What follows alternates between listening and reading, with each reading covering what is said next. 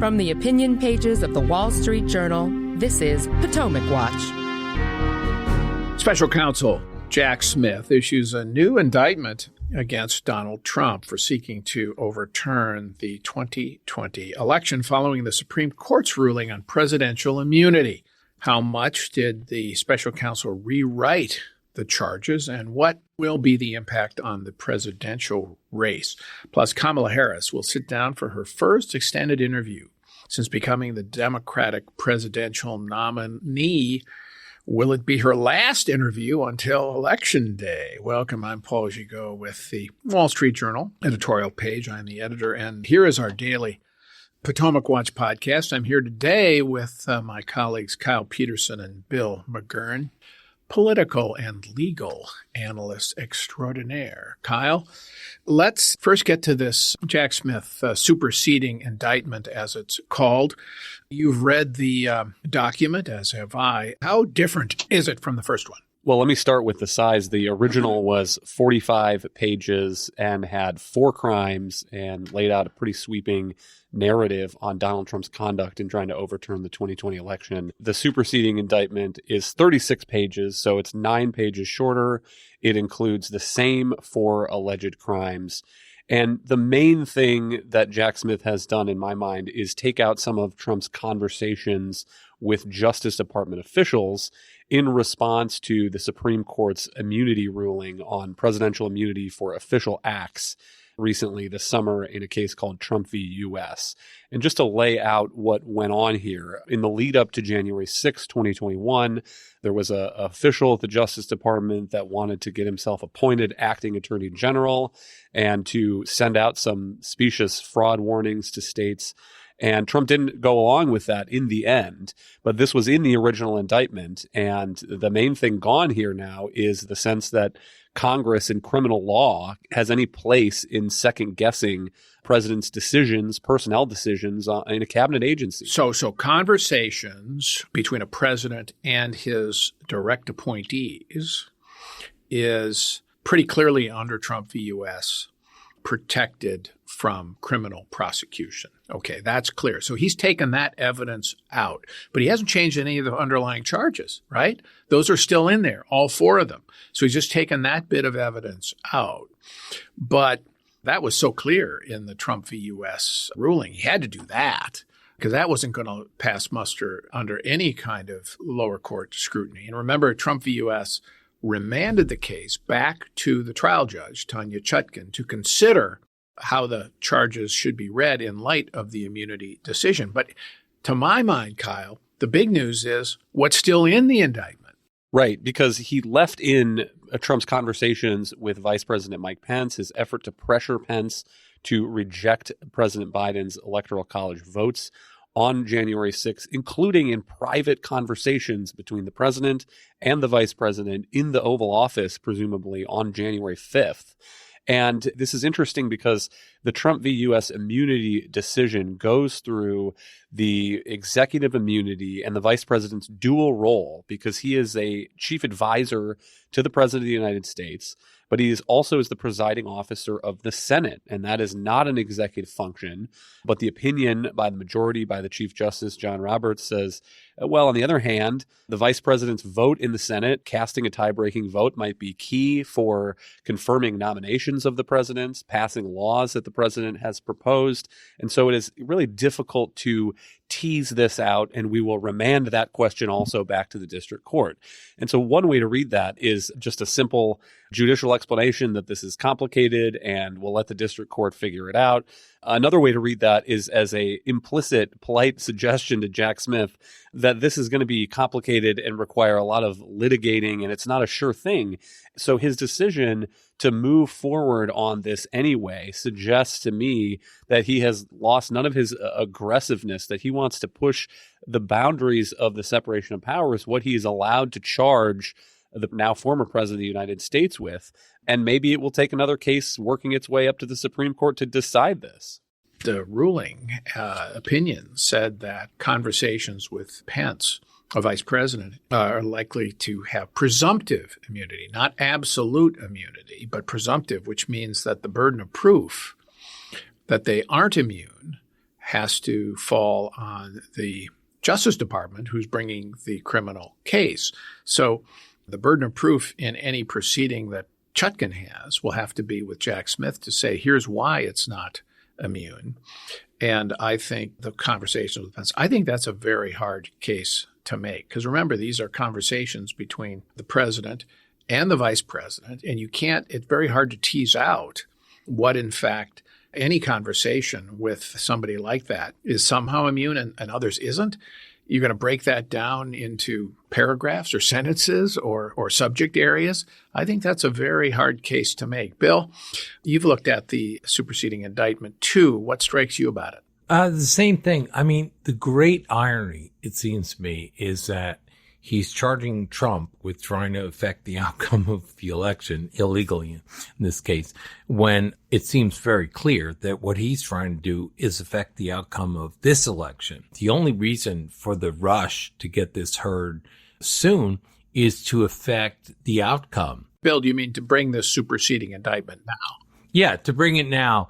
I'm very interested in 2025, and for not just this case, but a lot of cases regarding Trump. If Trump wins, he'll just throw them out. He can't throw them out at the state level.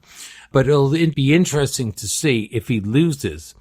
All the steam will have gone out of this. There'd be no reason to prosecute Trump if he's lost and so forth. And we might get more interesting rulings. But what struck me is something you said, Paul. I think the Supreme Court's attitude is, okay, it's our job. We're going to have to parse this. But we kind of wish we didn't. To the tensions involved are a lot of judgment calls. To actually parse that into clear rules, I think it opens as many questions as it resolves. And I think we'd be better off not pushing this. Jack Smith is known as an aggressive prosecutor. He was denounced 8-0 by the Supreme Court in another case of prosecution of the Virginia governor. I think he was exactly the wrong man to pick for this kind of thing, which takes some judgment. It's not like you're prosecuting Lucky Luciano or some hoodlum. You're prosecuting a former president who's a candidate for president. And I just think being wary and treading lightly would be the order of the day. And I think the superseding indictment, as Kyle kind of implies, it's just a reluctance to take any instruction. He just pared it back the minimum, and he's putting the same 4 charges before the court. Bill, I have to disagree with you. I think a lot of Democrats think Lucky Luciano is probably less worthy of indictment than Donald Trump. All right, we're going to take a break, and when we come back, we'll talk more about the superseding indictment by Jack Smith and its implications for the election and beyond when we come back. Welcome back. I'm Paul Gigot here on our daily Potomac Watch podcast for the Wall Street Journal opinion pages, here with Bill McGurn and Kyle Peterson. Just want to make clear for listeners about the timing of this. The reason Bill said that the timing is odd is because Smith knows this isn't going to be tried before the election, I would think. Now, there's going to be a hearing on Friday of this week where Smith could ask for expedited consideration of these questions of immunity and otherwise. We'll see if he does that. If he does that, we'll know that I think this really is much more of a political motive for sure, because it's really hard to believe that any of these immunity decisions will be decided anywhere close before the election, because she's going to have some kind of either hearings or certainly filings that consider all of the acts that Trump is charged with in light of the immunity ruling.